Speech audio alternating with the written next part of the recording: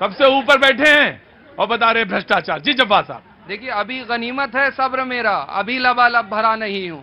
अभी गनीमत है सब्र मेरा, अभी लबालब भरा नहीं हूं। वो मुझको मुर्दा समझ रहा है, उससे कह दो कि लोकतंत्र मरा नहीं है, अभी जिंदा है लोकतंत्र। ये तो तारक नारा आप उधर से लगाते थे, लेकिन आज आपने शेर में पढ़ा। नहीं, लोकतंत्र की बात हो रही थी, और लोकतंत्र की खूबसूरती भी यही होती है कि विरोध प्रदर्शन होते हैं। लेकिन आज ये देखिए, 2 करोड़ रोजगार देने का वादा करने वाले लोग, ये भी एक बार मुझे लगता है दिखाना चाहिए। नौजवान सड़कों पे है, ओल्ड पेंशन वाले लोग जंतर मंतर पे, रामलीला पे प्रदर्शन कर रहे हैं, लेकिन भारतीय जनता पार्टी के कानों के ऊपर जूं रेंगने को तैयार नहीं होती। भ्रष्टाचार की जब बात करी जाती है, अडानी के ऊपर आज भी यही सवाल। एक बात आपसे बहुत स्पष्ट कहना चाहता हूं, 2004 से पहले बंदी की गई और 2004 के बाद से 10 साल यूपीए, बिल्कुल पूरी 10 साल यूपीए की सरकार रही।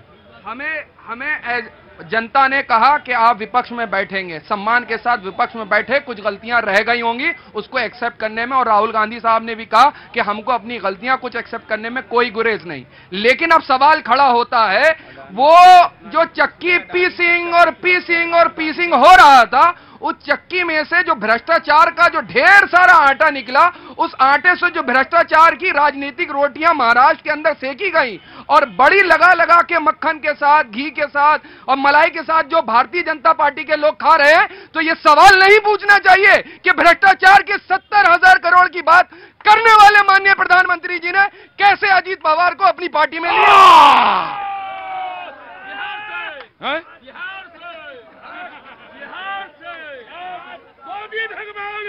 हाँ जी, मोदी भगवान है।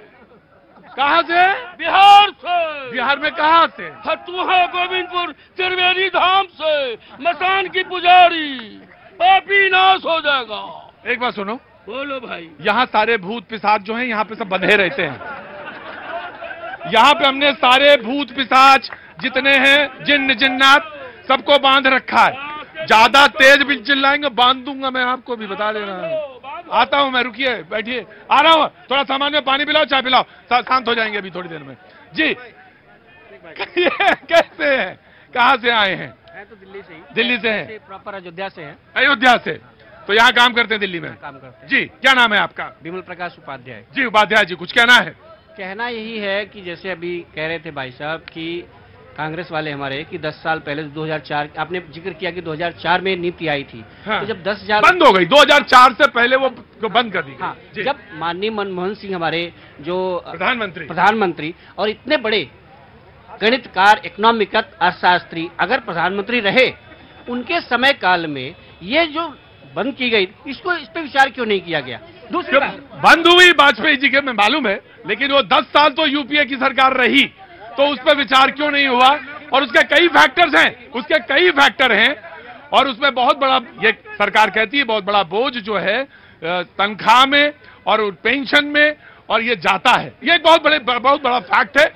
लेकिन एक निश्चित रकम, ये मैं जरूर कहता हूं कि एक निश्चित रकम कर्मचारी को जरूर पेंशन के रूप में मिलनी चाहिए, जो उससे सुरक्षित जीवन जी सके, स्वास्थ्य की जो सेवाएं हैं उसको मिल सके। अरे रुकिए, ये बहुत जरूरी है। बीजेपी नीति आता हूं। एक बात मेरे भाई यहाँ पर अभी अजीत पवार जी के बारे में बोल रहे थे, तो मैं इनको बस एक बात सुनिश्चित कर दूं कि अजीत पवार जी एलओपी रहे हैं ऑपोजिशन पार्टी की तरफ से। तो ये आप बताइए कि तब क्या, जब वो एलओपी रहे अजीत पवार, तो क्या उनके ऊपर भ्रष्टाचार उनको नजर नहीं आता था? क्या उनको उस वक्त ये समझ में नहीं आया? चारा घोटाला लालू जी का इनको नजर नहीं आया?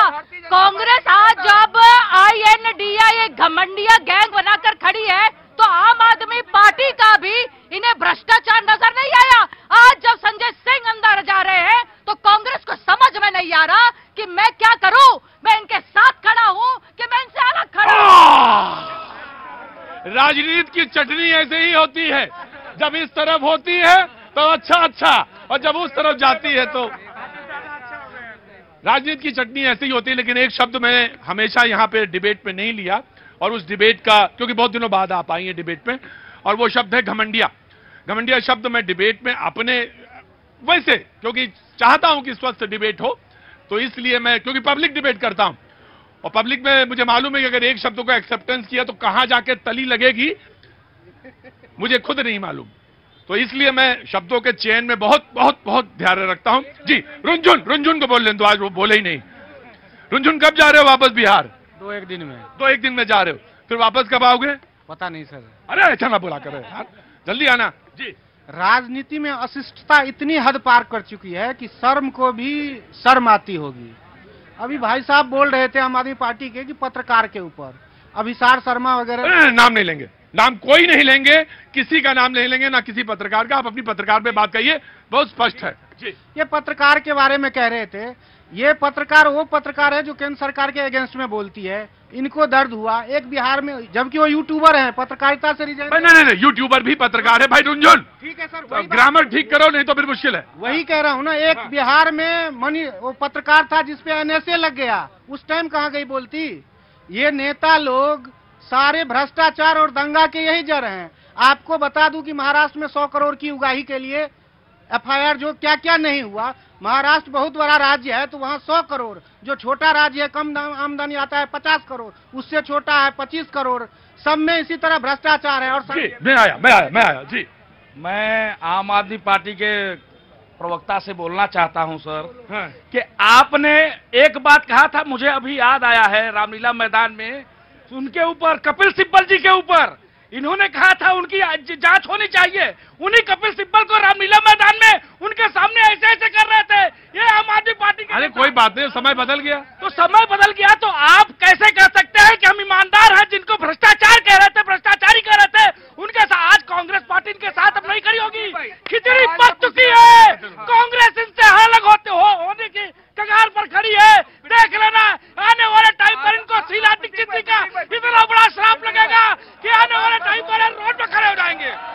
शीला दीक्षित विकास किया, शीला दीक्षित ने, जिसके ऊपर इन्होंने आरोप लगाया। शीला दीक्षित तक ऐसे विकास पुरुष थी। चलो यहाँ खड़े हो जाओ। मैंने आपसे कहा था बड़े बड़े जिन्नात यहाँ पे मौजूद है, अब देखिएगा वो बांध दिया मैंने वहां पे। जी, अगर किसी के साथ खड़ा हो जाना अगर अपराध है तो आसाराम बापू के साथ तो माननीय प्रधानमंत्री जी भी खड़े थे। नहीं, गलत नहीं कह रहा हूँ। और राम रहीम के साथ भी बहुत से लोगों को, बहुत से राजनेताओं के फोटो थे।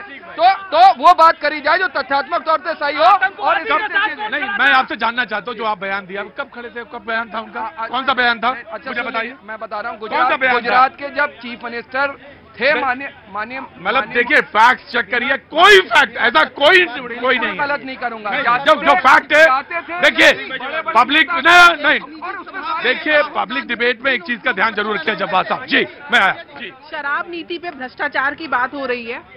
पी के रात को हम उनको भुलाने लगे, पी के रात को हम उनको भुलाने लगे, शराब में भ्रष्टाचार को मिलाने लगे। शराब भी बेवफा निकली यारो, नशे में तो हमें मोदी जी याद आने लगे। ये लोग वो हैं, एक तो होते प्रतीक जी दो गले। हाँ। कि भाई सुखविंदर सिंह अगर वहां पे पंजाब में ड्रग्स केस के अंदर पकड़े जाते हैं तो law will take it on course. वहीं विपरीत परिस्थिति में, या कहो सेम परिस्थिति में, शराब के भ्रष्टाचारी जब यहाँ पे पकड़े जाते हैं तो कट्टर ईमानदार हैं। केजरीवाल जी की कुंडली मैंने खोल दी, मनीष सिसोदिया और संजय सिंह की कुंडली ईडी और कानून खोलेगा, और एक कुंडली और मैं खोल देती हूँ। ईमानदार ये भ्रष्टाचार कट्टर, ये राघव चड्डा जो 4 से 5 लाख की इनकम टैक्स रिटर्न भरते हैं, ये करोड़ों की शादियां करते हैं, 10-10 लाख के सूट में रहते हैं, स्विफ्ट चलाते हैं, करोड़ों का हीरा गिफ्ट करते हैं। ये शराब नीति का पैसा है या फिर हवाले का फायदा? Of course